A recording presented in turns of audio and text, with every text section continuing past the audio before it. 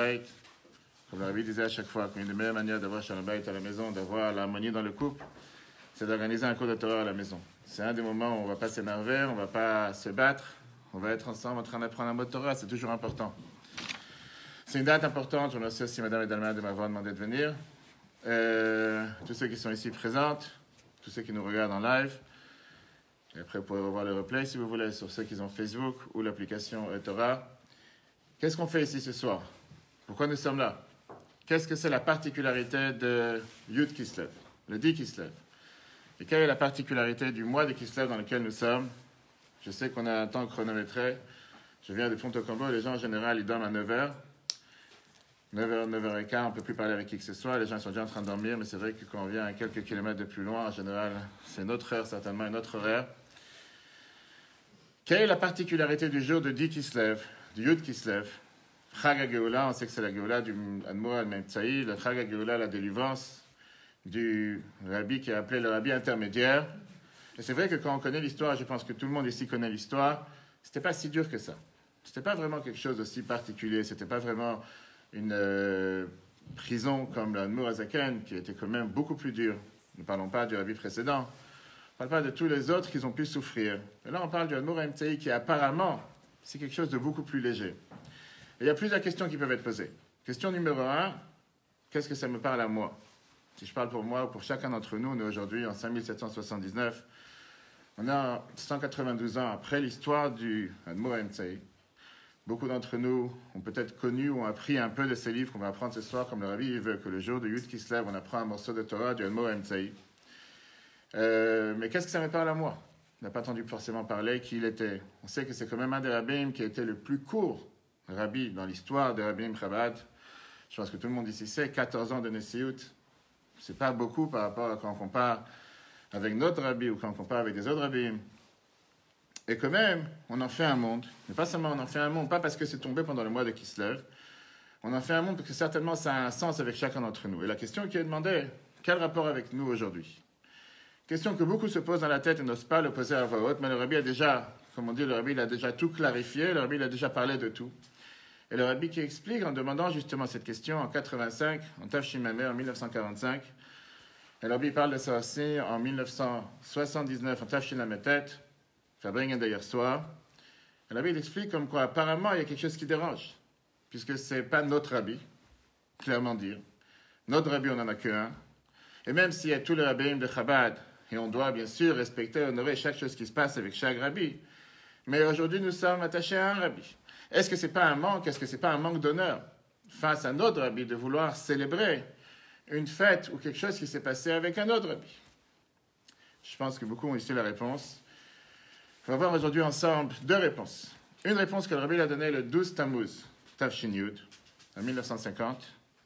Et une autre réponse que le Rabbi a parlé justement hier soir, il y a 40 ans, en Tafshin Lametet en 1979. Première réponse, Yud Bet Tammuz Tafshin Yud. Le Rabbi parle de cette question qui est une question qui dérange. On ne peut pas se voiler la face, c'est une question qu'à chaque fois qu'on doit fêter quelque chose. Cette semaine, nous sommes en train de fêter, si Dieu veut, le 90 ans du mariage du Rabbi. Alors bien sûr que tout le monde parle, et ça nous concerne, c'est le mariage du Rabbi, même si c'est 90 ans, mais on sait que c'est quelque chose d'important et un impact pour chacun d'entre nous. La semaine prochaine, on va fêter Yutet Kislev, 220 ans. Même si Yutet Kislev, encore une fois, c'est du Admor HaZaken, mais on sait quand même que c'est le Chaga Chagim, la fête des fêtes, c'est Rosh Hashanah, la Chassidut, et bien sûr que ça nous parle. Mais quand on commence à parler de quelque chose du Rabbi Rachab, du Rabbi Maharash, et aujourd'hui, pour ce qui est le Baal HaGeoula, celui qui a été libéré de prison, entre guillemets, parce que ce n'était pas vraiment une prison, c'était seulement dans une maison avec des gardes, et c'était même pas une maison avec des gardes, si on peut dire. Je pense que tout le monde ici connaît l'histoire, on ne va pas passer le temps à raconter l'histoire. C'était quand même dans une maison où il avait des minyanim au départ. Et il pouvait même dire recevoir du public, même dire des mamarim 2 fois par semaine. C'était aucun rapport avec ce qu'on peut comprendre, les arrestations du Admor HaZaken et des autres. Alors oui, c'est quelque chose qui est, bien sûr, ça a concerné un Rabbi Chabad, mais en quoi ça nous parle à nous? Ouvrir une parenthèse, c'est très bien que malheureusement la majorité des rabbis ont souffert à cause du peuple juif. Ils n'ont pas souffert à cause des non-juifs, ils n'ont pas souffert à cause des Russes. Bien sûr que ceux qui l'ont mis en prison au final, c'était ceux qui étaient avec un argument, comme si c'est quelqu'un qui est dangereux pour le public, que ce soit le tsar ou le reste. Tout le monde a entendu parler de la famille Segal. Je ne pense pas qu'il y ait ici quelqu'un qui est concerné. On parle de la famille Segal à l'époque, il y a 200 ans. qui étaient ceux qui ont tout fait pour mettre Admor Emtsaï en prison. Et c'est pourquoi ils ont tout fait pour le mettre en prison. Parce qu'ils n'ont pas supporté, qu'ils ont voulu plusieurs fois se marier avec la famille du Admor Azaken ou du Admor Emtsaï. Ça n'a pas marché. Ils ont dit, qu'est-ce qu'on peut faire pour le mettre en prison? Bien sûr, avec d'autres, ils étaient mélangés à l'époque. Bonsoir.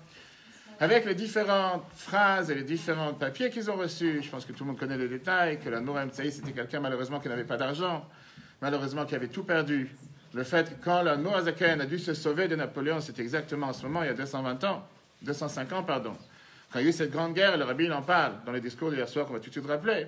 Le fait qu'il y ait eu une guerre tellement dure et que malheureusement l'Admor Azaken a dû s'enfuir et après malheureusement décédé, avec dans les villages Pienne a commencé, Khadal et Tevet plus tard, on sait que malheureusement quand après Napoléon il a envoyé ses soldats pour aller brûler et exterminer tout ce qui restait de l'Admor Azaken, il ne restait absolument plus rien. L'Admor Emtsaï malheureusement est devenu rabbi avec rien dans les mains, absolument rien pour pouvoir survivre. Pour ne pas faire le parallèle avec le mariage qui se passe cette semaine, si Dieu veut, les 90 ans du rabbi, ou une des raisons pourquoi ça a pris tellement de temps pour pouvoir avoir le mariage, 6 ans depuis le presque fiançailles, même si le fiançailles officiel était le 6 qui se lève il y a quelques jours, mais 6 ans depuis qu'il s'est connu avec la Rebbe Tzena, avec la rabbinite, jusqu'au mariage, une des raisons que le rabbi précédent a écrit lui-même, c'est qu'il n'y a pas d'argent pour faire le mariage. À part le fait qu'on devait attendre qu'on essayait, on espérait que les parents du rabbi puissent sortir de Russie, qui ne sont pas sortis. Mais ça, c'est une parenthèse, ça concerne, si Dieu veut, jeudi, Yudalet Kislev. L'Admor Emtsaï était quelqu'un qui n'avait pas d'argent, très peu pour survivre. Et quand il a dû passer de voyage en voyage, de ville en ville, Kremenchuk et toutes les autres villes qui est citées pour finalement revenir à Lubavitch, les chassidim, les disciples de la chassidoute, à ce moment-là, lui ont donné chaque village où il passait, ils essayaient de donner ce qu'on appelait à l'époque de Mei Mahamad, l'argent pour pouvoir faire en sorte que la maison du rabbi puisse survivre.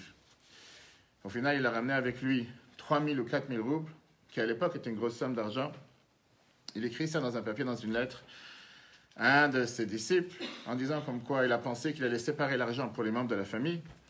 Et malheureusement, une personne qui a reçu ce papier, qui était un proche de famille, a dit ça c'est un bon moyen pour pouvoir venir et demander, puisque tu as tellement d'argent, donne-moi ce qui m'appartient à moi, et qui a falsifié ce papier en rajoutant un kouf. Il a écrit qu'il a gimel dalet alafim, 3 000 ou 4 000 roubles. À la place, il a rajouté un kouf gimel, ou kouf dalet, ce qui fait 103 000 ou 104 000. Et bien sûr que quand quelqu'un dit à l'époque en Russie qu'il a 103 000 roubles, c'était considéré comme un milliardaire, pas seulement un millionnaire. Et c'est ça qui a fait tout le complot, qu'après on s'est dit, si c'est comme ça, qu'est-ce qu'il a besoin d'avoir tellement d'argent? Et certainement qu'il veut faire tomber le tsar, alors que son père, l'Admor Azaken, s'est battu pour le tsar, contre Napoléon. Ici on est en France, on sait combien l'Admor Azaken a fait en sorte que Napoléon perde pour que le tsar gagne. Donc c'était quelque chose qui apparemment, si on veut croire dans la norme, n'avait pas de sens. Sens de croire une chose pareille, n'importe quelle personne normale n'aurait pas dû le croire. Mais malheureusement, quand on veut faire du mal, on ne cherche pas ce qui est censé, on cherche à dire des choses qui n'ont pas forcément un sens.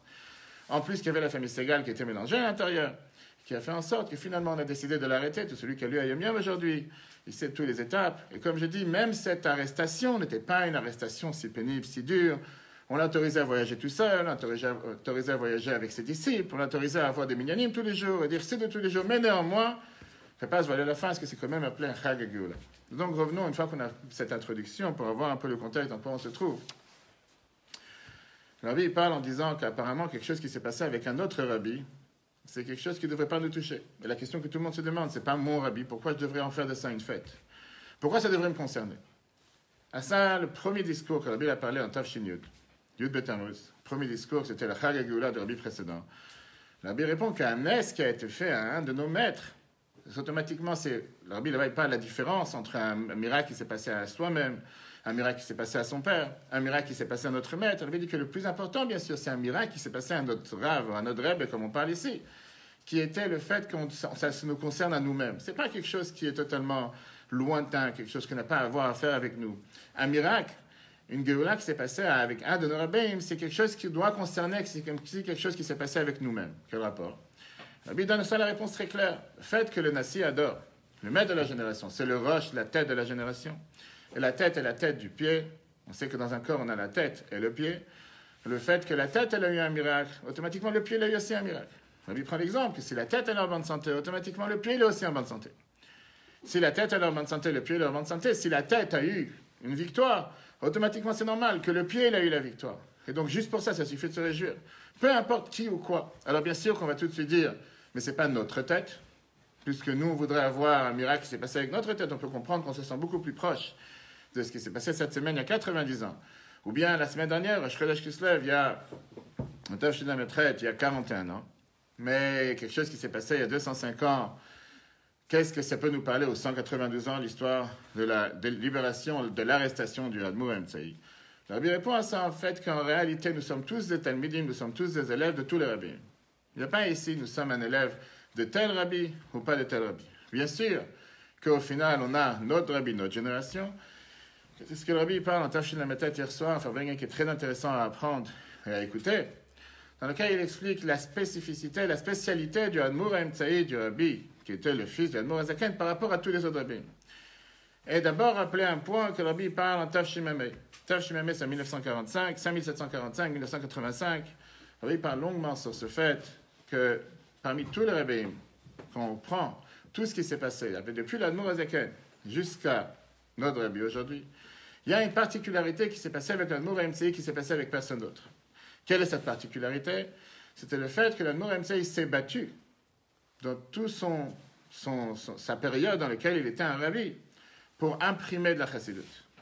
Contrairement à tous les rabbis, le rabbi dit que tous les autres rabbis, ils étaient en train de dire des paroles de chassidut, et les disciples, les chassidim, c'est eux qui sont mis à écrire, à transcrire, à mettre par écrit. Parlons de notre rabbi, clairement, le rabbi a dit ça en 1985, en Tav Shimameh, ça concernait le rabbi aussi. Le rabbi, pendant 50 ans de siout, n'a pas écrit lui-même chassidut. Il a bien sûr corrigé énormément, mis énormément d'efforts avec tout ce qui sont, on ne parle pas maintenant des higotes, qui sont les lettres, mais on parle d'écrire des discours, ou écrire tout simplement de la chassidut. C'était les chassidim qu'ils écrivaient, et le rabbi corrigeait sans arrêt. Le rabbi n'était pas là en train d'écrire, bien sûr qu'on a trouvé le Reshimot, et bien sûr qu'on sait très bien que le rabbi il écrivait quelques mots et quelques points avant de préparer un Farbringen, avant de dire un Farbringen. Mais quand on sait qu'un Farbringen durait des fois pendant 5 heures, 6 heures, 7 heures, 8 heures, et qu'on a trouvé aujourd'hui, après Guillotin, lorsqu'on a trouvé les écrits dans lesquels le rabbi écrivait les nékudotes, les points sur lesquels il allait parler, sur quelque chose qui parlait pendant 5, 6, 7 heures, il y avait 7 ou 8 mots. Et je peux vous dire qu'aujourd'hui, en termes de conférenciers dans le monde, que ce soit Bibi Netanyahu, ou que ce soit le Rav Lau de Tel Aviv, ou que ce soit les plus grands renommés qu'on a dans le monde, il n'y a aucune personne sur terre matérielle qui est capable de parler pendant 7 ou 8 heures sans aucune note et écrire seulement 7 ou 8 mots de référence pour se rappeler ou pour préparer qu'est-ce qu'il va parler. Et ça, c'était ce que notre rabbi a fait. Néanmoins, il ne s'est pas installé à écrire des paroles de chassidut sans arrêt. Rabbi dit en Tav Shimameh en 1985 que la spécialité du Admour Emtsaï était du fait que toute sa vie, pendant les 14 ans qu'il était rabbi, il s'est mis à écrire chassidut et à écrire sans limite. Rabbi parle qu'il n'a pas seulement écrit sans limite, il a écrit d'une manière que ça soit compréhensible pour tous. Pas seulement pour tous, mais pour toutes. Le chol echad ve'achat, le rabbi dit.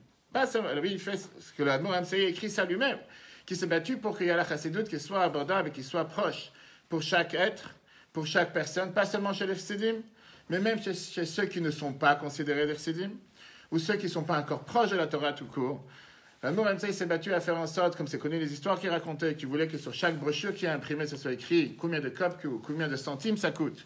Si c'était un rouble, si c'était un euro, peu importe la monnaie qu'il y avait à l'époque. Pour faire en sorte que d'un côté, ça coûte quelque chose, mais que ça ne soit pas trop cher, que ça soit un prix abordable pour que chacun qui veuille puisse pouvoir profiter et enseigner et apprendre la chassidut. Il a fait en sorte que ce soit une chassidut qui soit proche pour chacun. On sait très bien que ce que le rabbi ramène dans des dizaines de sichot. La différence entre l'Admour Hazaken et l'Admour Emtsaï, du fait que l'Admour Hazaken a parlé d'une manière très condensée, ce qui est comparé à Chochma. Chochma dans la Torah, dans la chassidut, qui veut dire la sagesse, c'est plus comme une étincelle, c'est plus comme une goutte, c'est plus comme une source qui est très limitée. Vient l'Admour Emtsaï avec les deux mots qu'on rajoute toujours au temple quand on parle de l'Admour Emtsaï, qui était le Chovatana, d'une manière que la chassidut de son père, il a pris et il a élargi de manière sans limite. On va voir après comment en 1979, le rabbi parle que c'est pas seulement qu'il a essayé de diffuser la chassidut de son père de manière sans limite, il a essayé aussi de faire en sorte que cette chassidut soit tout simplement écrite alors qu'elle était dans des classeurs pendant près de 40 ans, comme on verra après par rapport à Shulchan Aruch, qui était prêt depuis Tafkouf la Medalet, et que néanmoins personne n'a jamais touché, personne n'a pensé à l'imprimer. Et une fois que l'Admour Emtsaï s'est mis au travail, il a fait en sorte que tout ce qui était déjà écrit, tout ce qui était mis de côté, soit imprimé, soit mis en application dans la vie de tous les jours. Mais revenons à ce que Rabbi nous parle en 85, en disant que ce n'était pas seulement qu'il s'est battu pour l'écrire, Pas seulement pour l'écrire, mais pour l'imprimer. Pas seulement pour l'imprimer, mais faire en sorte que ce soit abordable pour chacun d'entre nous. Et le Rabbi dit que ce n'est pas seulement chacun d'entre nous, mais c'est un rapport avec chaque être, que ce soit un homme ou que ce soit une femme. Pourquoi il a voulu faire une chose pareille? Parce qu'il a voulu nous montrer par son travail, il a voulu nous montrer, et ça c'est l'enseignement qu'on apprend, l'enseignement numéro 1 qu'on apprend de Yud Kislev. Il a voulu nous montrer comme quoi le devoir de chacun d'entre nous, c'est de ne pas se limiter avec ce que les autres ont fait. Ne pas se dire, moi j'ai fait ce que je dois faire, ou moi je suis quitte avec ce que j'aurais pu faire. Mais que chacun s'est dit, si moi je peux faire, et moi si moi je dois faire, bonsoir, si moi je dois faire, je dois agir, pas seulement agir, mais agir en se disant que si je ne vais pas le faire, personne ne va le faire. Et Rabbi ramène un détail intéressant que la Nour MCI avait des Chassidim. Ce n'était pas quelqu'un qui avait personne. Il aurait pu très bien demander à ses Chassidim d'aller s'occuper, d'aller imprimer eux-mêmes. Et néanmoins, on voit que lui-même, il s'est donné à faire en sorte d'imprimer lui-même, alors qu'il aurait pu très bien faire que les autres le fassent. Et néanmoins, il n'a pas décidé que les autres le fassent, il a fait soi-même. Et avec ça, l'enseignement qu'il a donné pour chacun d'entre nous, combien on a le devoir nous-mêmes de se dire qu'il n'y a personne sur terre. Pas parce qu'on est égoïste, mais c'est-à-dire que si jamais, c'est pas moi qui va le faire, personne d'autre va le faire. Et ça, c'est l'enseignement numéro 1, la première aura que la Bible nous apprend en Tov Shimameh par rapport à Yud Kislev. Le fait de se dire qu'on doit agir comme l'Admor Emtsaï agit, alors qu'il aurait pu très bien dire qu'il y a des Chassidim qui le font. Il aurait pu se suffire avec ce que son père a fait. L'Admor Azaken a imprimé déjà quelques paragraphes du Tanya. Il a imprimé les Ilchot Talmud Torah du Shulchan Aruch. Il aurait pu dire, si mon père ne l'a pas fait, pourquoi c'est à moi de le faire? Et comme on va tout de suite enchaîner avec ce que le Rabbi nous a parlé hier soir, il y a 40 ans, que ce n'était pas du tout une période facile. On est ici dans une période qui est des plus dures du peuple juif. La période, on est bien sûr juste après la guerre, France-Russe. C'est celui qui connaît un peu l'histoire de Napoléon et la Russie. On a malheureusement perdu l'Admor Azaken à cause de cette guerre, si on peut dire, en ce qui nous concerne en tant qu'être humain. Bien sûr, on ne connaît pas les plans de Dieu. Mais le fait que l'Admor Azaken a dû s'enfuir et courir dans le froid et tout ce qu'il racontait, les derniers mois d'Admor Azaken, c'était des mois qui étaient atroces. C'était des mois que, naturellement parlant, un être humain ne peut pas survivre. Alors bien sûr, on sait ce que l'Admor Azaken parle par rapport à Yud Kislev et toutes les histoires qui sont racontées, mais ce n'est pas ce soir on est Yud Kislev, donc on ne connaît pas encore Yud Kislev. Avec tout ce qu'il a pu subir, du fait qu'il a dû s'enfuir, sans jamais savoir s'il allait survivre. Avec Napoléon, on parle quand même de quelqu'un qui gérait la moitié de la planète. Napoléon n'était pas quelqu'un qui était un simple gentil qu'on aurait envoyé une lettre ou un cadeau, il allait se calmer. C'est quelqu'un qui voulait conquérir le monde. Et à cause de ça, l'Admor Azaken nous a quittés. Et au final, Rabbi il parle en Tov Shilem Tov comme quoi l'Admor Emtsaï arrive dans cette période. Une période qui est pleine de guerre, une période qui est totalement, le peuple juif est totalement détruit. On ne peut pas penser un instant que le Rabbi ne fait pas allusion à sa période, dans laquelle le Rabbi arrivait en Tov Shin Yud. Après, on va voir le lien que le Rabbi fait avec sa période. Le Rabbi nous dit que l'Admor Emtsaï arrive dans une telle situation où il y a une grande guerre qui vient de se passer. Le peuple juif est totalement détruit matériellement et spirituellement.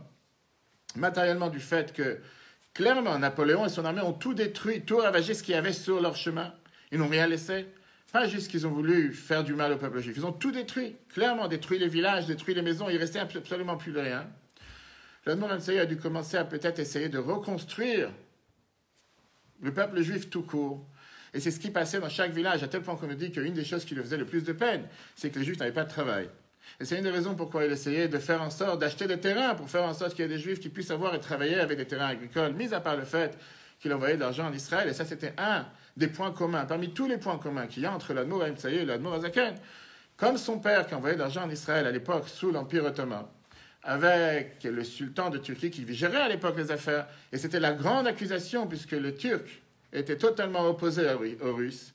Et si jamais quelqu'un il avait affaire avec les Turcs, automatiquement, ça veut dire que certainement, il cherchait à faire tomber le tsar. Et c'était comme ça qu'on a voulu l'arrêter, soit son père, une des accusations, et soit l'Admor Emtsaï lui-même.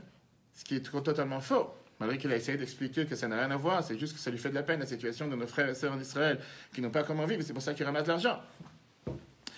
Mais néanmoins, revenons à ce discours d'hier soir, il y a 40 ans, dans lequel le Rabbi explique longuement ces souffrances dans lesquelles l'Admor Emtsaï arrive. Il n'arrive pas dans une période de gloire. Il n'arrive pas dans une période dans laquelle les choses sont tellement faciles. Il arrive dans une période où il y a une tellement grande guerre, où tout est totalement détruit. Matériellement et spirituellement. Il y a quand même une lumière du fait que le travail que son père a fait et qui a été accepté après Peterbourg, et ça on parlera, si Dieu veut, de 19 Kislev, certainement vous parlerez, sur le fait qu'une fois qu'il est sorti de prison, automatiquement les gens ils ont accepté la chassidoute, pas seulement ils ont accepté, ça s'est répandu, etc. Mais aujourd'hui, peut-être faut parler moins fort, je ne sais pas. Hein? Peut-être on fait trop de bruit.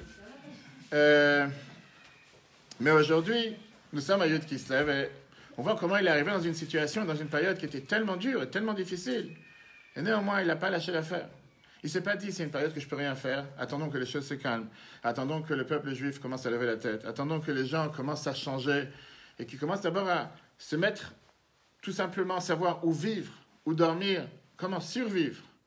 Mais il est passé directement à l'attaque.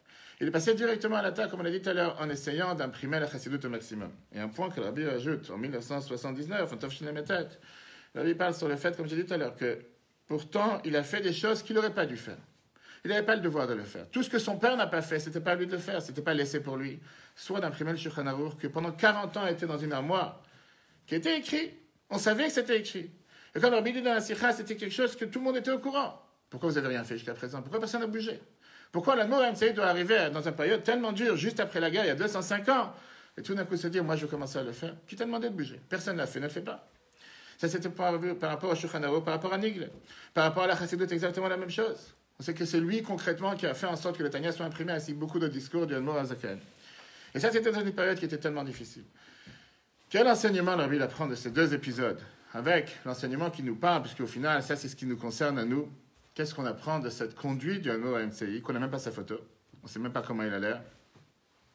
Le Rabbi dit que si on a entendu toutes ces histoires, ça parle pour chacun d'entre nous dans la vie d'aujourd'hui. Combien de fois quelqu'un se dit, il y a tellement de difficultés, il y a tellement de problèmes, que ce soit dans un couple, que ce soit avec les enfants, que ce soit dans la société. Je ne sais pas exactement quelles difficultés il y avait en 1979, dans laquelle l'année le Rabbi parle, mais dit que c'est une période qui n'est pas si rose que ça pour le peuple juif. Certainement les histoires qu'il y avait en Israël, c'était quelques années après la guerre de Kippour.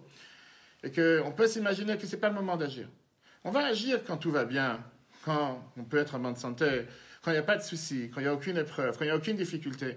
Mais quand il y a tellement d'ennuis, il y a tellement de problèmes, il y a tellement de soucis, qui va penser maintenant à commencer à apprendre la Torah? Et pas seulement à apprendre, mais à écrire et à imprimer et à influencer sur notre juif.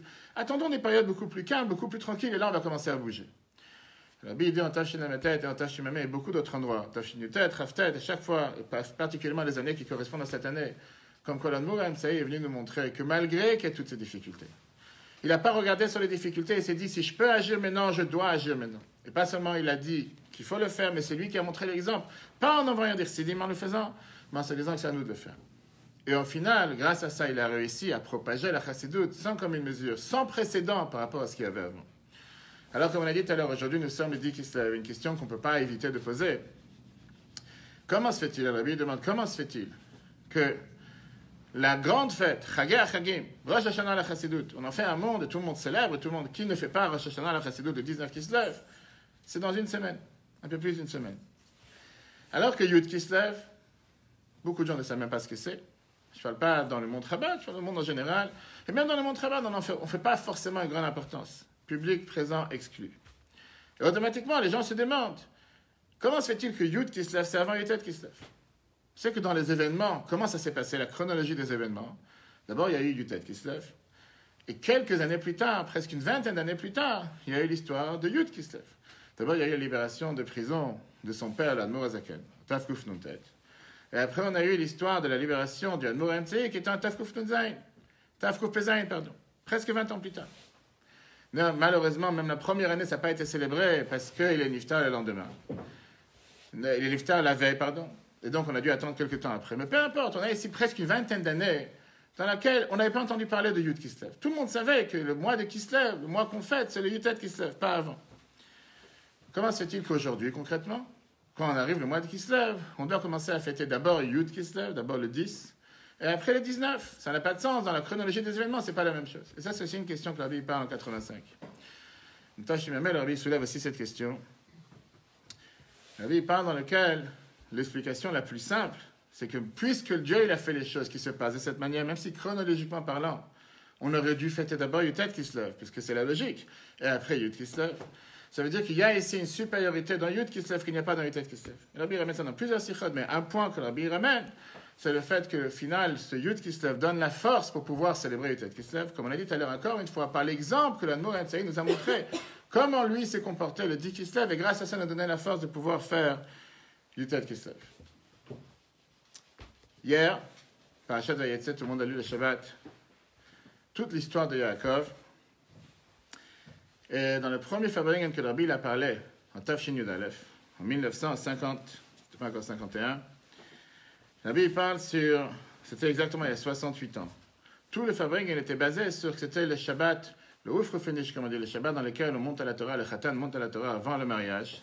Alors, mis à part le fait qu'il y avait des mariés, mais on sait très bien que c'est la semaine dans laquelle on parle du mariage de Rabbi.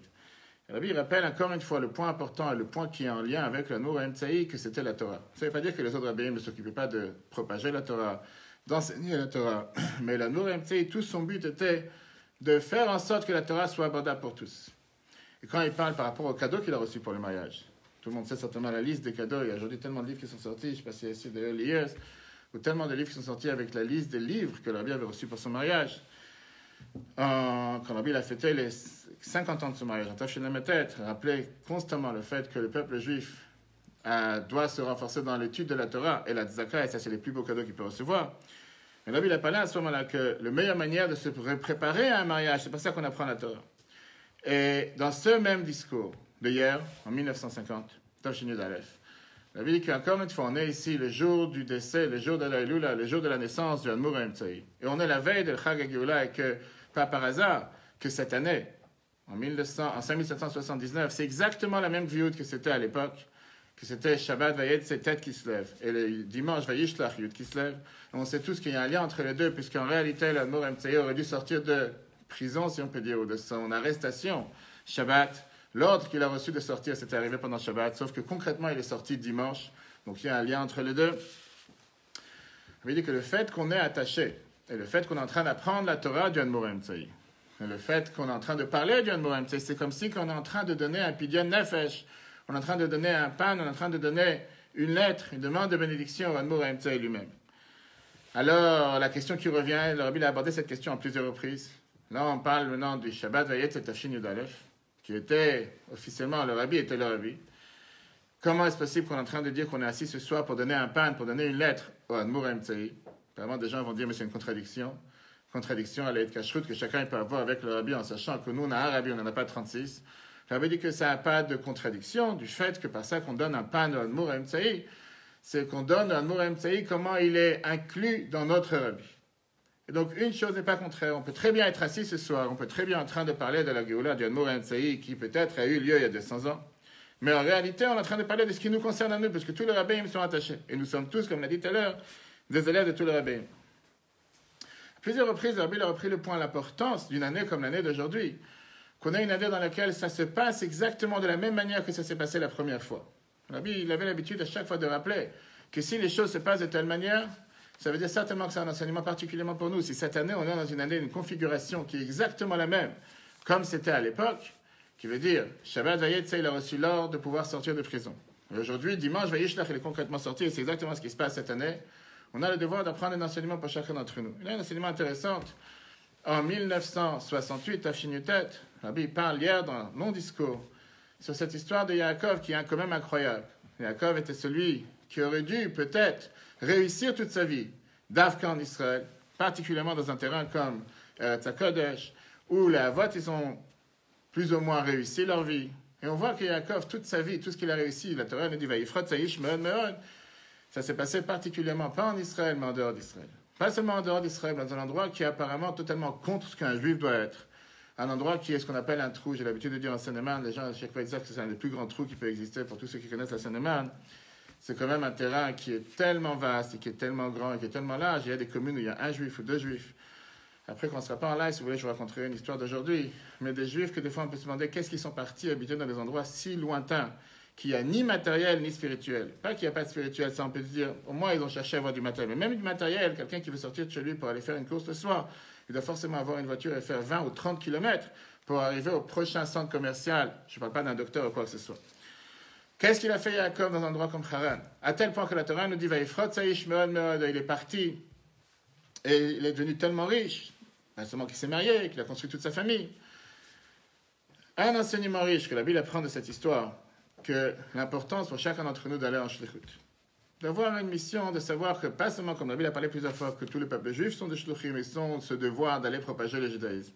Mais se dire que quand on va en shlichut, c'est pas qu'on va en shlichut parce qu'on va faire une faveur à un autre juif. On va s'occuper d'un autre juif. Savoir que c'est la tova des shluchim beaucoup plus que tova tamakom. Le mot que le Rabbi dit, vous pouvez regarder en Tov Shin-Yutet, que ça rend service aux shluchim, ça rend service à ceux qui vont en shlichut. Et aller en shlichut, c'est pour chacun d'entre nous. Chaque personne qui se sent concernée, comme on a vu tout à l'heure, l'Admour HaEmtsaï parle de propager la chassidut, pas seulement pour les hommes et pour les femmes. Pour n'importe quelle personne qui se sent concernée, se dire que j'ai un devoir d'aller en shlichut, et quand je vais en shlichut, pas penser que je fais une grande faveur à un autre juif qui malheureusement ne connaît rien, ne sait rien, et par ça que je lui ai enseigné un mot, une phrase de Torah, je vais essayer de le rapprocher, faire en sorte qu'il se rapproche au Rabbi de la génération, je vais lui rendre service.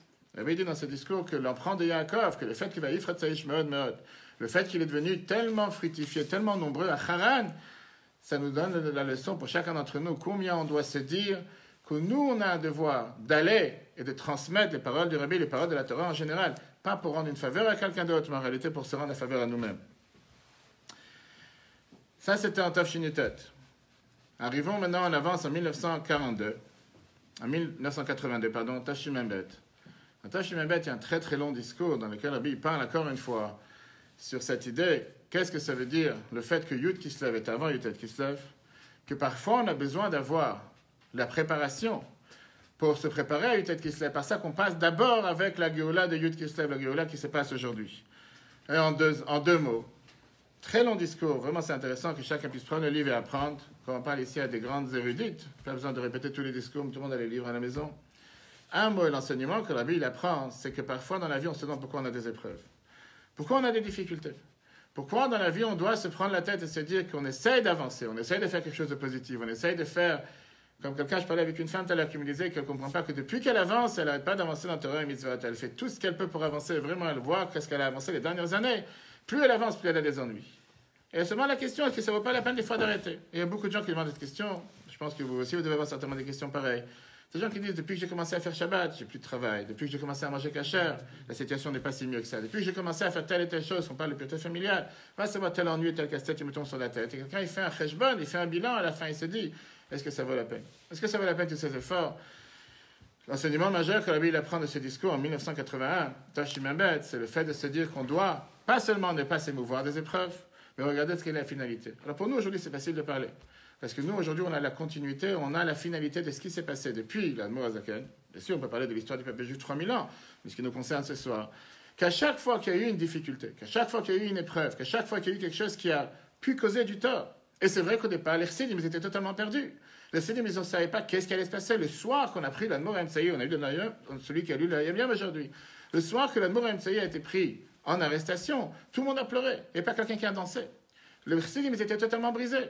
Pareil quand l'Admour HaZaken a été emmené en prison. Pareil quand il y a eu, avec le rabbi précédent, ne parlons pas de Rosh Chodesh Kislev, pour notre rabbi, ce qui nous concerne avec Shmini Atzeret, c'était des moments où les gens ils se sont dit, on est perdu, qu'est-ce qui va se passer, c'est quoi le futur? Alors aujourd'hui qu'on a la fin de l'histoire, puisqu'on sait ce qui s'est passé après la sortie d'Admour HaZaken, on sait ce qui s'est passé après la sortie d'Admour HaEmtsaï, on sait ce qui s'est passé après la sortie du rabbi précédent, et on sait ce qui s'est passé après Rosh Chodesh Kislev avec le rabbi. Le rabbi il apprend en Tov Shin Mem Bet en te disant, regarde pas sur l'épreuve, regarde ce qui va se passer après. Et on sait très bien que la réalité, elle est que malgré toutes ces difficultés, mis à part si on regarde le peuple juif en général, on sait très bien que tout ce qui s'est passé, c'est qu'on était beaucoup plus victorieux, beaucoup plus grand, beaucoup plus réussi. Et grâce à ça, on a pu aller encore beaucoup plus loin que s'il n'y aurait pas eu ces difficultés. Et la preuve est qu'en commençant dans le Admour HaZaken, avant ça, la propagation du judaïsme et de la chassidoute particulière était tellement restreinte, était tellement limitée, que grâce à ça, après, on en est sorti beaucoup plus fort. Et comme ça, on peut tracer, le Rabbi trace dans cette tikha, comme j'ai dit encore une fois, c'est intéressant que chacun puisse l'apprendre, dans lequel il trace le fait que chacun qui médite et qui réfléchit un instant et se dit que oui, il y a eu des épreuves. Le pas dire que ce n'était pas des épreuves. Mais au contraire, la question, elle n'est pas qu'est-ce que je fais avec une épreuve. La question, elle n'est pas de se dire puisqu'il y a une épreuve, j'arrête, mais de se dire que grâce à l'épreuve, c'est certainement que Dieu veut que j'avance encore plus loin, et automatiquement ne pas considérer l'épreuve, et grâce à ça pouvoir s'en sortir. Ça, c'était le premier point. Je ne sais pas s'il y a quelqu'un qui veut une question, une pause, je ne sais pas s'il y a ici des pauses musicales ou autre chose. Mais sinon, on va passer à un deuxième point. Question? Non? Ok. Passons à un deuxième point. Ça, c'est une lettre qu'on ne peut pas éviter quand on est réunis ce soir, Yud Kislev. Une lettre qui est très riche. C'est pour ça que j'ai amené la lettre avec moi, parce que je voulais qu'on apprenne ensemble. Et je pense qu'on a essayé à faire avec plusieurs personnes qui sont dans le chinour, qui sont dans l'éducation des enfants et de nos enfants. Un grand remerciement à tous ceux qui font tellement d'efforts tous les jours. Et ce n'est pas quelque chose qui est facile à faire. Et plein de fois, on peut se poser la question, qu'est-ce qu'on perd notre temps avec des enfants qui ne sont pas nos enfants? Ou même si on allait dire nos enfants, on connaît très bien la fameuse histoire avec le grand rabbin de Mexique. Je pense que tout le monde connaît ici, quand une fois, il est venu en Yechidut, chez le rabbi qu'il a parlé, le rabbi lui a demandé qu'est-ce qui se passe avec ces enfants de quartier qui sont avec de la drogue, qui sont avec des joints, qui sont avec un certain milieu qui... Qu'est-ce qu'ils font samedi après-midi, Shabbat après-midi? Et ces personnages qui étaient très sincères, a répondu au Rabbi, mais ce n'est pas nos enfants. Nos enfants, ils sont ailleurs. Et le Rabbi qui l'a regardé amèrement en lui disant, tous les enfants du peuple juif sont nos enfants. Qu'est-ce que ça veut dire de dire que parce que c'est les enfants du quartier qui sont avec la drogue et n'importe quelle autre bêtise, Shabbat après-midi, pour ça, ce ne sont pas nos enfants? Bien sûr que ce sont nos enfants. Ça, c'est une histoire. Une lettre que le Rabbi a écrite, pas par hasard, Yudalet Kislev Tashne Chav Gimel. Yudalet Kislev, on sait c'est quoi. Le Rabbi a écrit ça en Tashne Chav Gimel, ça fait environ près de 55 ans. C'était la lettre dans laquelle Rabbi a raconté la fameuse histoire du rapport entre la leçon de morale, si on peut dire, que le Rabbi précédent a voulu donner, que l'Admour Azaken a donné au Admour Emtsei. J'ai amené la lettre avec moi parce que je ne voulais pas qu'on oublie un mot, comme le Rabbi il utilise le mot ici très précis. On va prendre la lettre ensemble. Et comme le Rabbi demande à chaque fois que le jour de la Yola, le jour de la Géoula d'Admour Emtsei, apprendre à Mosot Satora, on verra que c'est un lien avec les deux. Et la question qui est demandée, c'est une question générale. Question générale, parce que beaucoup de gens demandent comment faire en sorte de pouvoir faire réussir nos enfants, comment faire réussir l'éducation de nos enfants, et comment s'assurer que nos enfants puissent toujours être dans le bon chemin. Il y a beaucoup de questions qu'on peut se demander. Malheureusement, on ne peut pas se voiler la face. Aujourd'hui, on a tellement de nos enfants qui parfois sortent du chemin, qui parfois ne sont pas dans le meilleur chemin. D'abord, qu'est-ce qu'on peut faire? Comment on doit réagir? J'ai amené ici 3 lettres. Une lettre dans laquelle Rabbi donne des solutions, et pas seulement des solutions, mais la clé générale à toutes ces lettres. Si on revient sans arrêt, mis à part qu'un point qu'on a mentionné tout à l'heure dans les fameux sikhot du Rabbi, sans accentuer, parce que je voulais qu'on en parle dans les lettres, c'était que l'Admour Emtsei, la force particulière qu'il avait, c'était la simcha, de tout faire avec joie. Et Rabbi revient de ça à plusieurs points quand on parle par rapport à l'éducation de nos enfants, par rapport à la réussite de l'éducation de nos enfants, de s'assurer que n'importe quelle chose qu'on fasse, on le fasse avec la joie. Alors bien sûr qu'on peut faire une mitzvah, on peut faire n'importe quelle chose parce qu'il faut le faire. Je ne sais pas si ça a forcément un impact ou si ça réussit. Mais on va voir une lettre dans laquelle Rabbi s'exprime que parfois, faire en sorte qu'un enfant fasse ce qu'on lui demande de faire, particulièrement quand on parle de Torah et Mitzvot avec simcha, qu'il soit heureux de ce qu'il est en train de faire, c'est un totalement différent impact sur lui que si on lui demande de faire quelque chose parce qu'il faut le faire, parce que c'est comme ça que Dieu veut, ou parce que c'est comme ça que le Rabbi veut. Ça ne veut pas dire que ça n'a pas marché. Mais le Rabbi parle comme quoi l'importance de le faire avec la simcha, mais regardons d'abord les mots du Rabbi lui-même. Ça, c'est la fameuse histoire avec l'Admour Azaken, qui habitait dans sa maison. Et il habitait dans la même maison à l'époque, pas tout le monde avait la chance d'avoir un appartement, un pavillon pour chaque personne, pour chaque famille. Il habitait dans sa maison avec son fils, celui qui l'a remplacé, Rabbeinu Dovber, l'Admour Emtsei. Et l'Admour Emtsei était connu comme quelqu'un qui avait une force de concentration qui est inimaginable, qu'on ne peut pas comparer. Quand il apprenait ou quand il priait, il était d'une manière rien ne pouvait le déranger. Je dis comment le Rabbi il écrit l'histoire, mis à part le fait que le Rabbi a raconté cette histoire des centaines de fois, et qu'il y avait des centaines et des centaines d'enseignements. Une fois, l'Admour Emtsei était en train d'apprendre, il était tellement dans son étude, et dans le coin de sa chambre, il y avait un berceau dans lequel il y avait un bébé. Le bébé est tombé du berceau, il a commencé à pleurer. L'Admour Emtsei n'a pas ressenti, il n'a même pas écouté le fait que l'enfant était tombé et qu'il commençait à pleurer. Son père, l'Admour Azaken, qui habitait au premier étage, malgré qu'il était au premier étage, et malgré que lui aussi il était en train d'apprendre au même moment, il a entendu le cri du bébé. Il a arrêté d'apprendre, il est sorti voir la chambre de son fils. Son fils était au rez-de-chaussée en train d'apprendre avec le bébé par terre. Je ne sais pas quelle personne aujourd'hui a un tel niveau de concentration, mais ça c'était à l'époque d'Admour Emtsei. Il a levé le bébé, il a calmé, il l'a remis dans le berceau, et il n'a pas bougé de là-bas jusqu'à ce qu'il a vu que son petit-fils, il est totalement calme. Et avec ça, le Rabbi Dovber, l'Admour Emtsei, n'a pas remarqué ni son père et ni son fils. Après un certain temps, il y a tellement de détails, et ce n'est pas le moment ce soir, parce que ce n'est pas un sujet de l'éducation, ce n'est pas un sujet particulier, mais il y a tellement de détails sur lesquels on peut s'arrêter sur cette lettre. Le fait que l'Admour Azaken n'a rien dit sur le moment, il ne s'est pas du tout énervé quand il a parlé à son fils, il n'a pas réprimandé sur place. Rabbi rajoute 2 points. La achazman et bishat akosha. D'abord, il a attendu que ça passe un temps, et après, il a attendu que ce soit aussi un shat akosha, qui veut dire que c'est un moment propice. Que ça même, on peut parler combien de fois par rapport à Shalom Bayit. Combien de fois le Rabbi rappelle l'importance que si tu as quelque chose à dire, pas forcément il faut dire tout de suite. Et pas forcément il faut dire tout de suite. Et deuxièmement, il faut attendre un moment propice pour pouvoir le dire. Et comme on sait très bien ce qui est écrit dans la Mishnah, dans le Pirkei Avot, que Shem Shemitzvah Lomar Davar Anishma, de la même manière qu'on a le devoir de dire quelque chose qu'on va entendre, on a parfois le devoir de se taire, de ne pas dire quelque chose que pas forcément on va pouvoir l'entendre. Je continue la lettre. Après ça, Bishat Akosha, l'Admour Azaken, a réprimandé son fils. en lui disant que ça, c'est pas la manière comment tu dois être tellement imprégné, tellement investi dans l'étude, etc. Jusqu'à tel point que tu n'entends pas un enfant pleurer. Je pense que c'est une histoire que tout le monde connaît, une histoire que la Bible a parlé vraiment des centaines de fois. Il n'y a pas tellement de fois, pas forcément Yud Kislev, mais sans arrêt. Mais là, dans cette lettre, le Rabbi il apprend un enseignement par rapport à nous aujourd'hui. Alors, bien sûr, on ne parle pas du fait qu'il ne faut pas laisser un enfant pleurer. Ce n'est pas de ça qu'on parle, et ça, je pense que n'importe quel parent le sait. Et je pense pas qu'on a tous un niveau de concentration comme la Nour Mtsaï a vu. Cette histoire nous a été, je continue la lettre du Rabbi. Cette histoire nous a été transmise de génération en génération, et particulièrement à nous du Rabbi précédent. Et c'est sûr que c'est d'enseignement pour chacun d'entre nous. Tout d'abord, là on voit les 3 points que le Rabbi remet. On n'a jamais le droit d'être tellement investi dans quoi que ce soit le sujet le plus élevé possible, jusqu'à ne pas entendre la voix d'un enfant qui pleure, qu'il soit proche, ça c'est déjà les mots du Rabbi, qu'il soit proche, qu'il soit dans notre entourage, ou qu'il soit très loin. Un enfant qui pleure, on doit l'entendre d'une manière que celui qui l'entend, il doit arrêter ce qu'il fait, il doit s'occuper de l'enfant qui pleure, et faire tout ce qu'il peut pour remplir ce qu'il pleure. Maintenant, comme je dis encore une fois, si on a fait attention aux détails, dans la maison, c'était dans la maison, premier étage et rez-de-chaussée. Là, le Rabbi rajoute de lui-même, entendre un enfant qui pleure, proche, dans la Zviva qui est dans la région, dans l'endroit où on se trouve, ou même si c'est Berichouk Makamna. Je dis clairement, entendre un enfant qui pleure dans la rue, personne n'entend ici. Aujourd'hui, on a le double vitrage, on a les fenêtres fermées. On ne parle pas d'entendre un enfant qui pleure matériellement.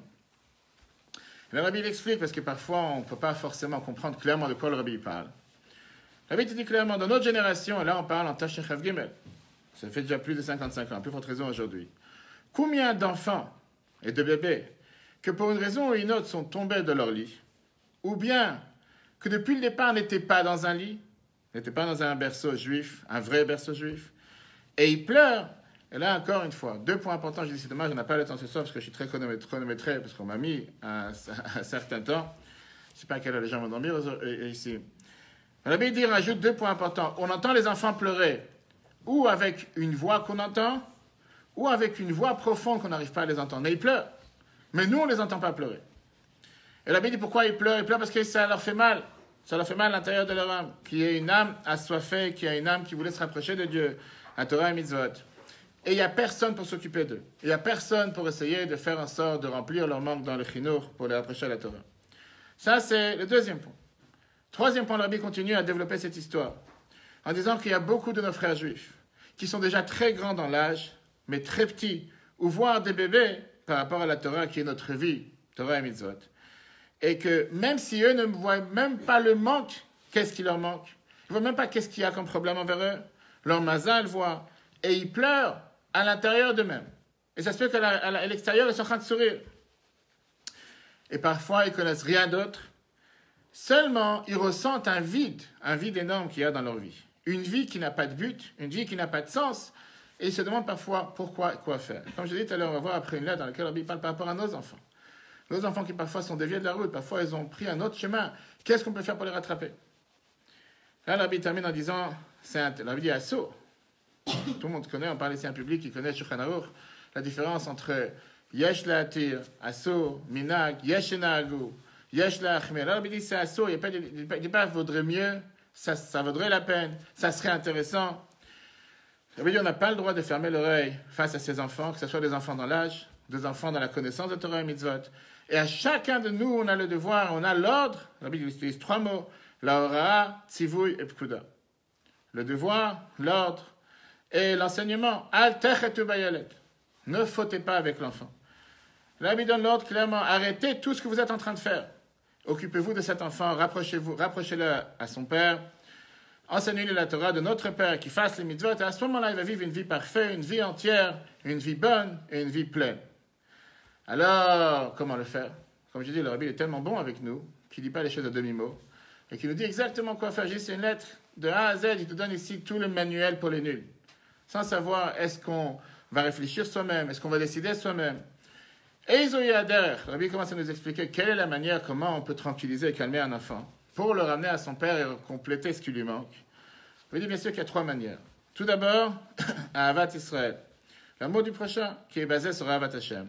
Que ça va faire en sorte qu'on va agir envers lui, pour chercher son bien, le bien matériel et le bien spirituel. Et dans la sikha qu'on a mentionné, le Tafshin Memei, le Rabbi parle longuement sur le fait que l'amour Mtsaï s'est d'abord inquiété pour le bien-être matériel du peuple juif, et après il s'inquiétait à son bien-être spirituel. D'abord, il s'inquiétait à leur trouver du travail.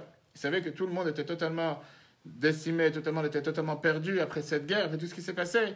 D'abord, il est parti en se disant, qu'est-ce que je peux faire pour leur trouver un métier, qu'ils aient de quoi vivre. Et avec ça, il a suivi ce que le Baal Shem Tov avait l'habitude de faire, de d'abord chercher à agir matériellement, et grâce à ça, faire en sorte que quelqu'un se rapproche spirituellement.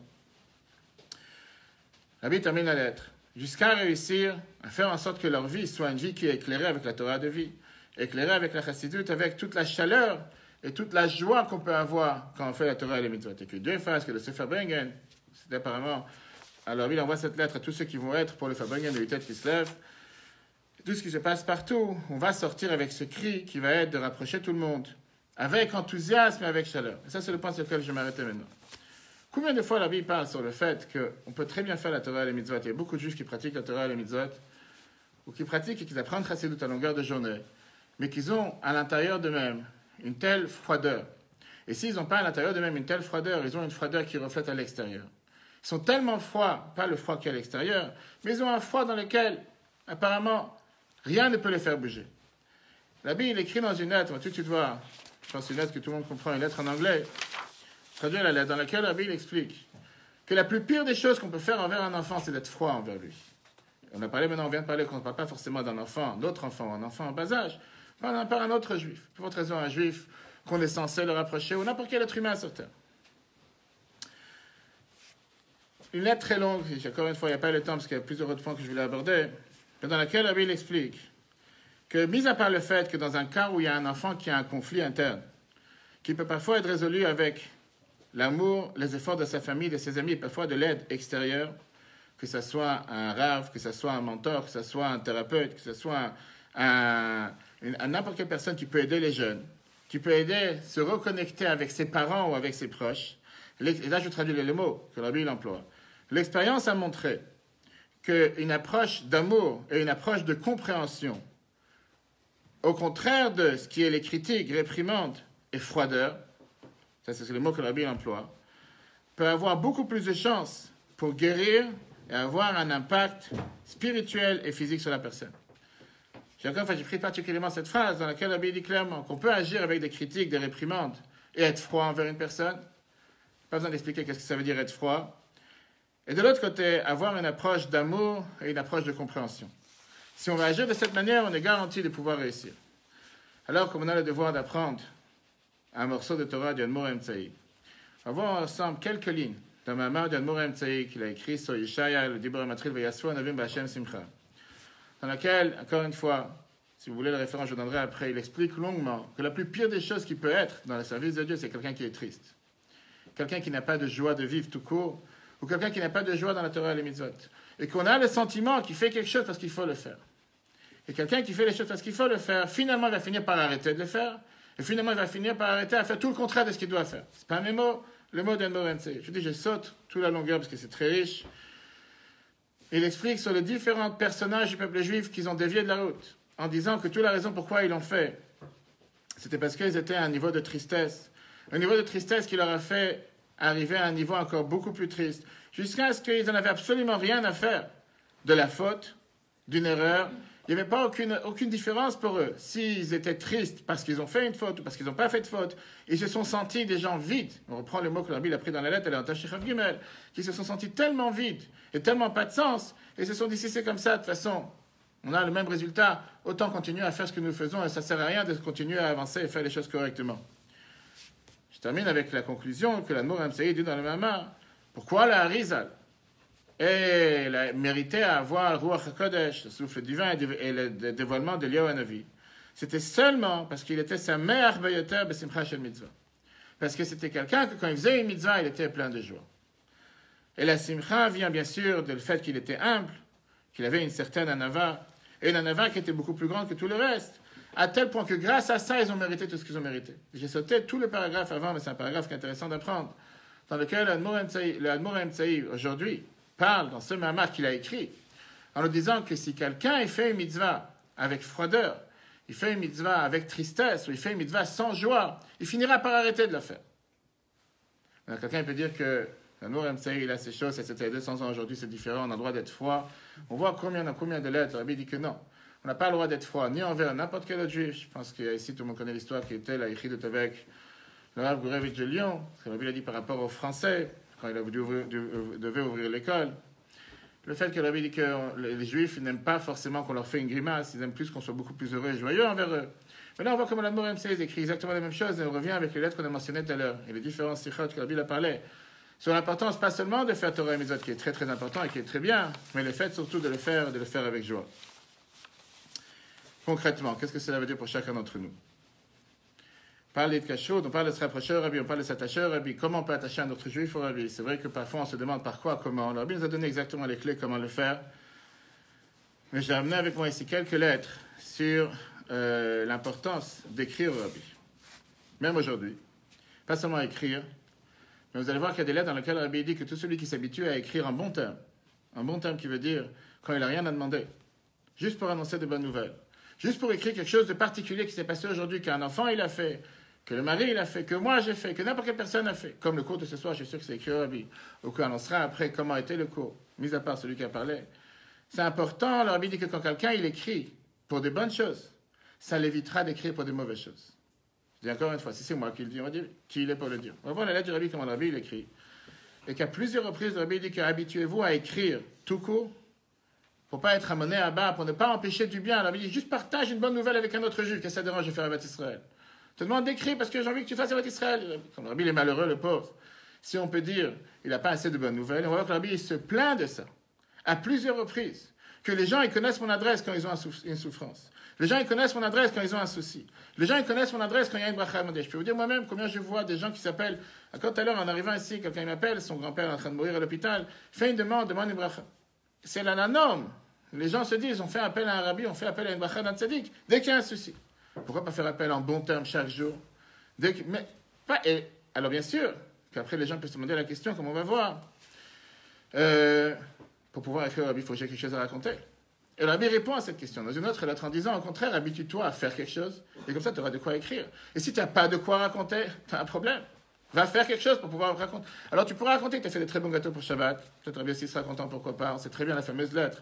Vous avez certainement dû voir un enfant de 2 ans qui a écrit au Rabbi, que son père ne savait pas s'il devait l'envoyer parce que c'était des crabouillages. Il a écrit n'importe quoi. Vraiment, il n'y avait aucune lettre. C'était un enfant de 2 ans. Et que le Rabbi il a répondu sur la lettre, Nitkabel tu traîne. Le père ne savait pas s'il devait l'envoyer au Rabbi ou pas. Si vous voulez, je vous enverrai la copie après. Une lettre intéressante dans laquelle un enfant de 2 ans écrit n'importe quoi, absolument rien, il n'y a pas une seule lettre de formée. Et que le père s'est dit, mais qui je suis pour empêcher la lettre de mon fils d'arriver au Rabbi? Et le Rabbi lui a répondu, Nitkabel tu traîne. Je ne sais pas combien d'adultes ont reçu une telle réponse, malgré qu'ils ont écrit des pages et des pages. 7 enfants, le Rabbi lui a répondu. Et bien sûr, il y a le fait de se rattacher au takanot que le Rabbi a fait. Là, je le souviens à une sikha intéressante que peut-être tout le monde connaît, sur laquelle le Rabbi parle de l'importance de faire un bam. Tout le monde sait, mais le Rabbi dans laquelle il pense que les femmes peuvent faire 3 prakim, c'est tout à fait normal. Alors, je parlais ça à quelqu'un la semaine dernière. Il me disait, mais femme, c'est de se faire un mitzvah, pourquoi les femmes feraient 3 prakim? Regardons ce que le Rabbi parle aux femmes. Dans un discours que le Rabbi a parlé à des femmes, le 25e Tashim Memzain, il a dit par rapport aux femmes, on sait très bien que leur rôle essentiel, c'est à Keret Habayit, s'occuper de la maison. Particulièrement le chino des filles et des femmes, et des enfants, et des garçons et des filles. Et donc, ils ont une grande occupation avec ce rôle. C'est pour ça que le shiur de Rambam qu'ils ont, il est en général plus court, c'est faire un mitzvot. Et en plus, ils ont avec ça la perfection d'être ensemble avec tout le peuple juif, etc. Je vous lis les mots que le Rabbi a dit, vous voulez entendre la cassette, vous pouvez l'entendre, il n'y a pas de souci. Afapiken. Mouvan de Gam Pashut, c'est compréhensible et c'est simple. Chez Kol Achat Mineshe Israël, que chacune des femmes juives, le Rabbi ne parle pas des femmes Chabad, tous ceux qui étaient dans les réunions à l'époque, le Rabbi recevait les femmes 2 fois par an dans la shul. Le Sensei m'a dit, ce n'était pas que des femmes Chabad. Veut pouvoir arriver à une perfection beaucoup plus grande dans l'étude de Rambam, ad le shiur achigadol, jusqu'à le plus grand shiur, que grâce à ça, chalé des asat alomed de prinat roche basé, gimel prakim layam.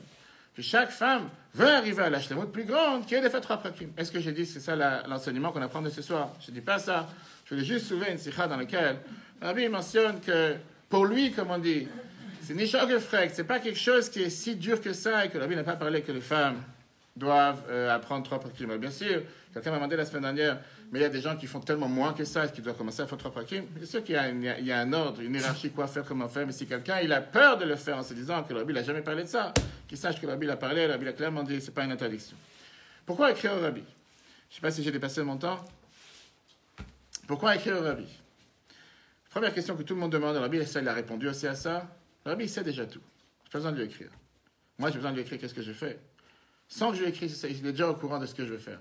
Il est au courant de ce que j'ai fait hier. J'ai même pas besoin de lui écrire. Tout le monde sait très bien combien de gens qu'on a eu la chance, et j'ai grâce à Dieu eu la chance, grâce à mes parents, des centaines de fois passé devant le rabbi. Combien les gens savaient que tu n'as même pas besoin de raconter quoi que ce soit au rabbi. Quand tu passes devant le rabbi sait très bien qu'est-ce que tu as fait, qu'est-ce que tu n'as pas fait. Tu as besoin d'écrire. Toi, tu vas écrire, qu'est-ce qui va changer quelque chose. C'est une question qu'un jour un Bachour a demandé au rabbi en disant pourquoi on doit faire savoir les choses au rabbi alors que c'est connu que tous les rabbis, mais les Nissim, ils savent déjà tout. Le rabbi lui a répondu c'est exactement ce qui est écrit dans Rashi sur le verset Vayashov Moshe divrei ha'am el Hashem, que Moshe il a rapporté les paroles du peuple à Dieu. Vechit tzarich haya Moshe le'ashiv, ça c'est Rashi. Est-ce que Moshe devait dire à Dieu ce que le peuple juif a répondu? Et là-bas, elle a mettre à derrière Moshe pour te venir t'enseigner un derrière est une manière de se comporter de Moshe. Chez là, Amar, que Moshe il n'a pas dit Oil veyodea akol mimi sheshelachni ein tzarich le'ashiv. Puisque Dieu sait déjà tout ce qui se passe, j'ai pas besoin de lui rapporter. Et le rabbi termine Vechein hu gam benidun nidan. C'est exactement la même chose par ici. C'est très bien que le rabbi n'aimait pas parler sur lui-même, mais il y a des fois qu'il ne pouvait pas s'empêcher. Le rabbi dit clairement, tu demandes une question, quel est le but d'aller raconter à un rabbi qu'est-ce qui se passe, de lui écrire, c'est déjà tout. La Torah le dit par rapport à Moshe. Le rabbi dit c'est exactement la même chose ici. Bien sûr que je suis d'accord avec ton a priori. Je suis d'accord, juste sur ça on peut parler des heures. Donc le rabbi n'est pas contre ce qu'il vient de dire. Le rabbi dit oui, je suis d'accord avec ce que tu dis. Un rabbi c'est déjà tout ce qui se passe, il n'a pas besoin d'écrire, mais néanmoins, je te demande de le faire comme Moshe l'a fait. Alors, comme j'ai dit tout à l'heure, c'est facile à dire. Mais parfois, des gens se demandent qu'est-ce que je vais écrire aujourd'hui? Qu'est-ce que je vais écrire cette semaine? Le grand-père de ma femme, Bert Baumgarten, c'est un schlier qu'il avait l'habitude d'écrire des centaines et des centaines de pages au rabbi. Grâce à Dieu, on a publié plusieurs livres. On voit comment il écrit sur chacun de ses proches, chacun de ses élèves. Il a eu la chance, c'était les premières années, mais il a eu la chance, depuis qu'il a commencé à écrire en 1956 en Tafshin Tetzain, jusqu'à Tafshin Lametret, à recevoir des centaines de réponses du rabbi sur chaque petit détail. Vraiment, le rabbi, on peut voir comment le rabbi s'inquiétait sur chacun. Et parfois, quelqu'un se dit, j'ai pas quoi parler, j'ai pas quoi écrire, qu'est-ce que je veux? J'ai rien fait de spécial cette semaine, j'ai pas vraiment fait d'un grand exploit pour pouvoir écrire, que j'ai commencé à me préparer à écrire. Je parle pas de ceux qui sont des grands chassidim et qui vont commencer à dire, je suis pas encore parti au mikveh ce matin, j'ai pas encore fait toutes les mitzvot qu'il faut faire pour se préparer, j'ai pas mon chapeau, j'ai pas ma veste, et va savoir quoi d'autre. Automatiquement, je dois pas écrire. Regardons une lettre que le rabbi écrit le 24 Elul 1956. Le rabbi écrit la chose suivante. Je traduis directement en français pour ceux qui ne comprennent pas l'hébreu. C'est très étonnant que ça fait longtemps que j'ai aucune nouvelle de toi. Si on sait très bien que dans toutes les périodes, dans tous les temps, on doit avoir Kol Yom Avayom Avid Avidete, chaque jour, on doit faire ce qu'il faut faire. La plus forte raison dans notre génération, la génération de Mashiach, que Dieu il a déjà fait savoir qu'il n'y a pas un jour dans lequel il n'y a pas un malheur, etc., en deux mots, plus grand que l'autre. C'est sûr que le but, c'était quoi? Pour faire en sorte que le peuple juif rajoute tous les jours dans les choses qu'il faut faire pour transformer les malédictions en bénédictions. Alors, on avait dit bien sûr qu'on ne parle pas ici qu'il faut écrire pour écrire, comme certains qui vont commencer à s'amuser à écrire. Je ne sais pas si vous avez entendu la Sikha de Tashim Memtet, le Kinus Hashluchim, il y a 30 ans, jour pour jour. Première partie, dimanche soir, qui était le premier qui se lève, 1989, pendant 10 minutes, le rabbi parle longuement sur le fait qu'il ne veut pas que les gens écrivent de longues lettres. C'est a priori incompréhensible, il y a beaucoup d'explications, mais ce n'est pas le sujet ce soir. Le rabbi parle longuement comme quoi des chassidim viennent et te disent avec des barres blanches qu'en Russie, on avait l'habitude d'écrire de longues lettres. Je ne sais pas exactement s'ils avaient un stylo et un papier pour écrire.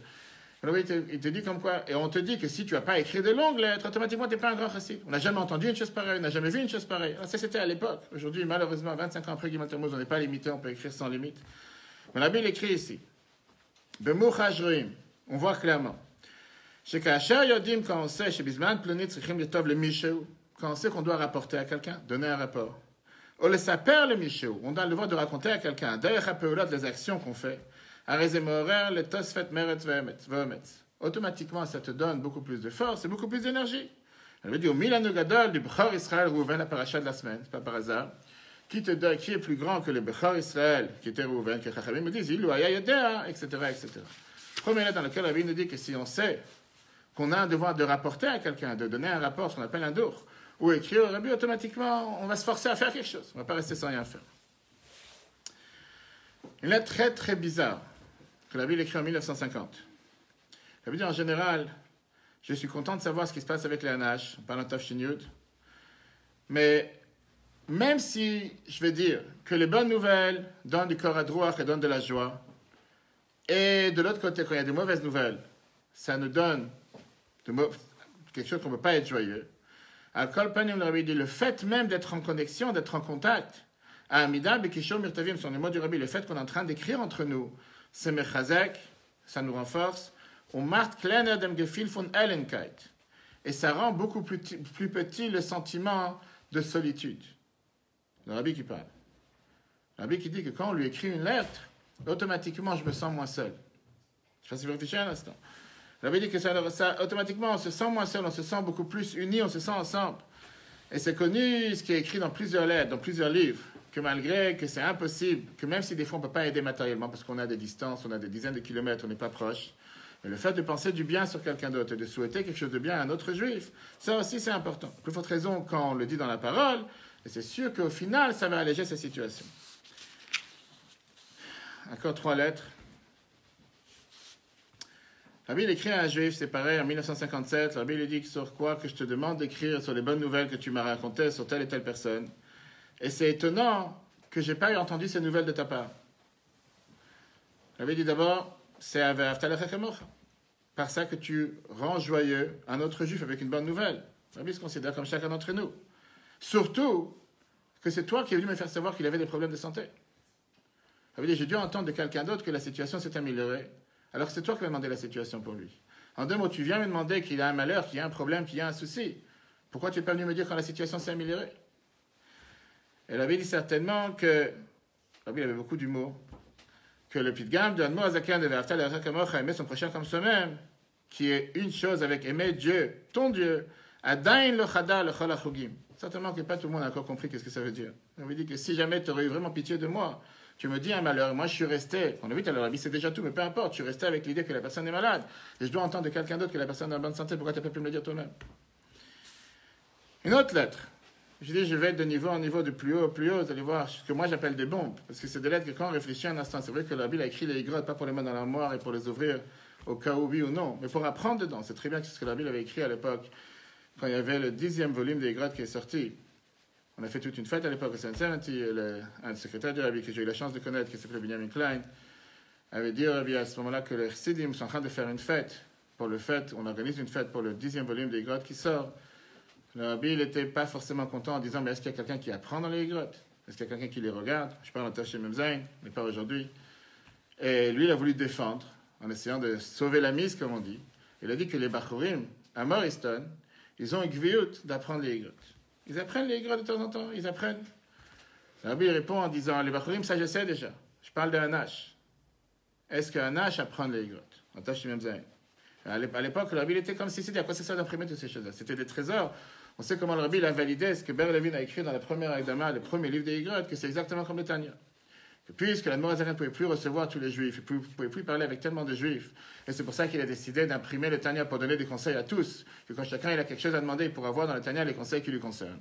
Exactement la même chose, pourquoi le Rabbi a décidé de faire sortir ces trésors qui n'étaient totalement pas publiés jusqu'à présent, parce qu'il veut que ce soit exactement la même chose. Et quand il a fait rentrer ça, le Rabbi a été d'accord. Fameuse réponse, si vous voulez, après je l'enverrai. Le Rabbi écrit à ce juif en lui disant ça s'est passé un long moment que tu n'as pas parlé, je ne t'ai pas entendu parler. Finalement, j'ai reçu ta lettre du 31 janvier. Et c'est sûr que tu sais ce qu'on dit dans les Tmimim, en général, les Hanash. Qu'est-ce que ça veut dire, Tsar Sidim? Les Sidim de souffrance. Ceux qui sont toujours, on dira ça en hébreu, Memourma, toujours amers, toujours en train de se plaindre. Il n'y a jamais quelque chose qui va bien. Et bien sûr qu'on s'imagine le Rabbi qui reçoit toujours les problèmes de tous. Qu'est-ce qu'il a voulu dire, le Rabbi précédent, en parlant des Tsar Sidim? Sheyeshnam kaelu shebaim biktuvim, il y en a qui viennent et qui écrivent au Rabbi. Seulement quand Rahman al-Itzlan, il y a un problème de souffrance ou Agmat Nefesh ou un malheur. Le Rabbi dit, ça me fait de la peine, ça m'étonne que tu veux rentrer dans cette sorte de Sidim.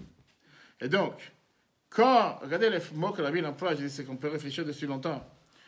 Quand on a voulu que dans le ciel, tu fasses savoir que tu as fait un nouveau shiur, il fallait d'abord organiser que tu aies un sujet de Agmat Nefesh, que tu aies un souci ou que tu aies une épreuve dans ta famille, que Dieu nous en préserve.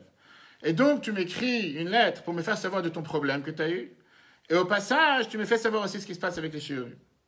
J'avais dit, ça aurait été tellement mieux pour tous les côtés, pour tous les partis, si Hanash serait habitué à écrire et faire savoir sur n'importe quelle chose de Simcha. Et donc, ça aurait été une habitude, ça aurait été une deuxième nature.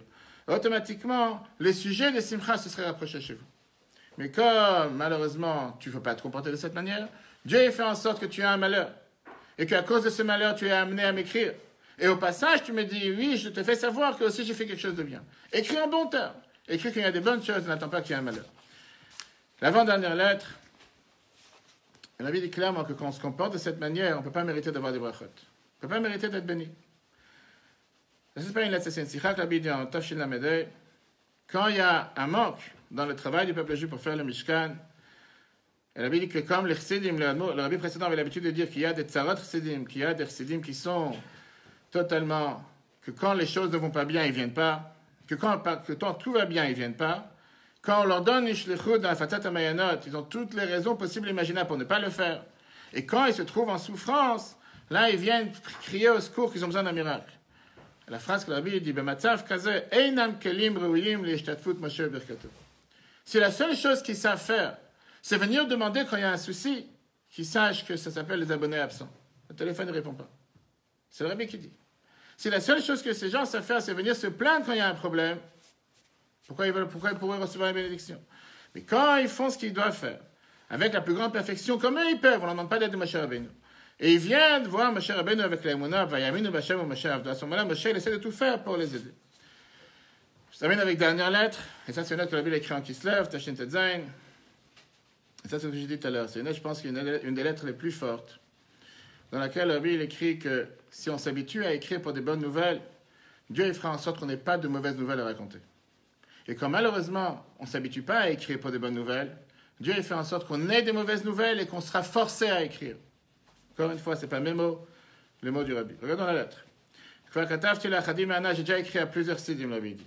Shemayu mitamtsim, si on aurait fait un effort, le Rabbi ne dit pas que c'est quelque chose de facile, c'est faire un effort. Fais quelque chose, tu auras de quoi rapporter, tu auras de quoi écrire. Ou b'meshech hazman mitraglim, et donc automatiquement, avec le temps, on serait habitué à le faire.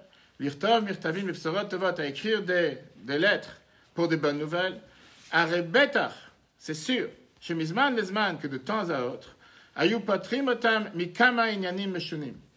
On les aurait acquittés, on les aurait rendus libres de beaucoup d'autres choses. On sait comment le Rabbi parlait de la chaîne Sagina. Le Rabbi ne voulait pas dire de mauvaises choses. Shamesuvav mehemu, quel est le point final de toutes ces choses-là? Ktivat mirtav. Au final, tu as un malheur, tu es amené à écrire. Le Rabbi dit, si tu t'habitues à écrire pour des bonnes choses, tu n'auras pas besoin d'écrire pour des mauvaises choses, que tu n'auras pas de mauvaises choses. Car on ne comprend pas les chemins de Dieu. Je dis, c'est des mots tellement forts. Ça se peut que toute la raison pourquoi tu as eu un malheur, c'est que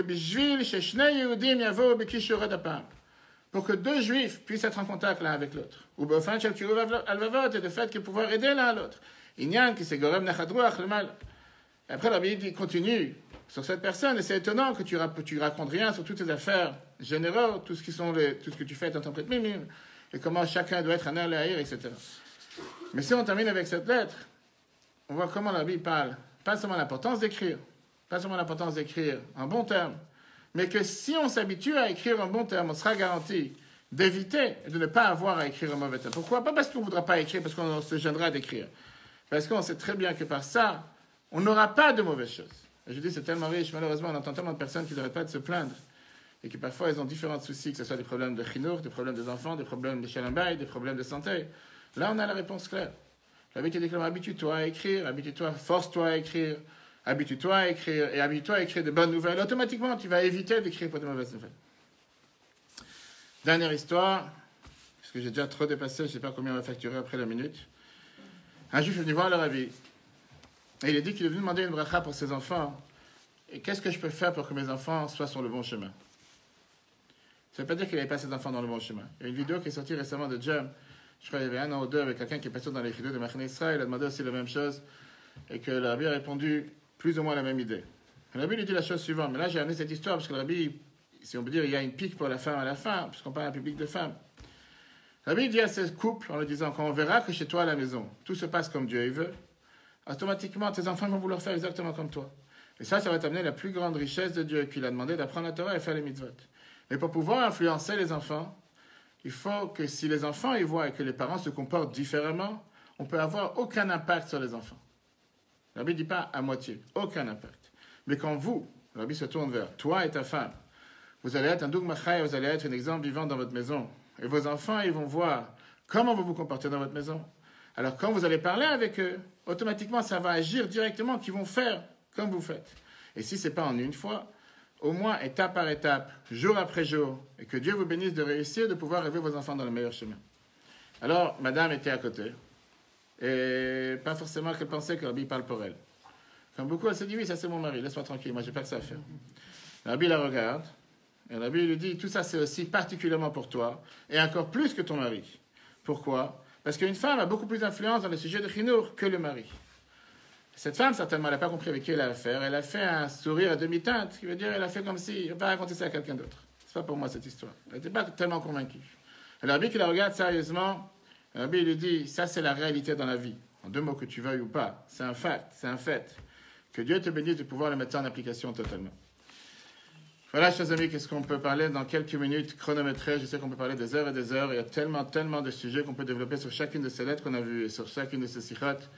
Mais je pense que c'est tellement important et tellement riche, surtout quand on parle à un public qui n'est pas mon public. Je dis à plusieurs personnes, je n'ai pas du tout l'habitude de parler avec un public qui, on va dire, un public religieux.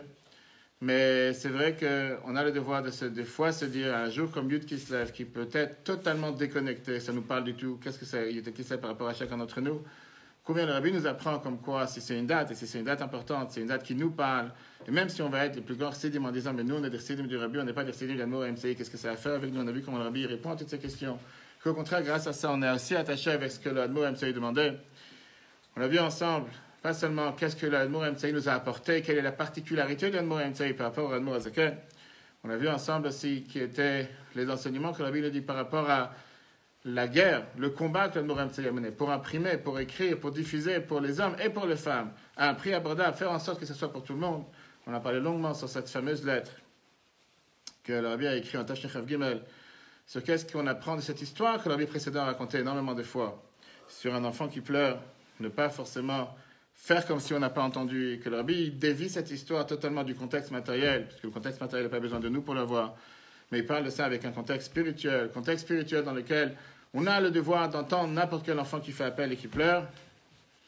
Et avec ça, on a fini avec les différentes lettres dans lesquelles Rabbi nous demande l'importance d'écrire au Rabbi, pas seulement écrire, mais écrire dans le sens de savoir et se dire que si je vais écrire de bonnes nouvelles, et je vais me forcer à trouver de bonnes nouvelles, automatiquement, je vais être garanti de ne pas avoir de mauvaises nouvelles à écrire. Au passage, on a ramené le Rambam, mais c'est sûr, c'est pas ça qu'on avait mettre tout ça en application. Comme Rabbi dit, pas forcément en une fois, mais ça peut être ça, pas par pas.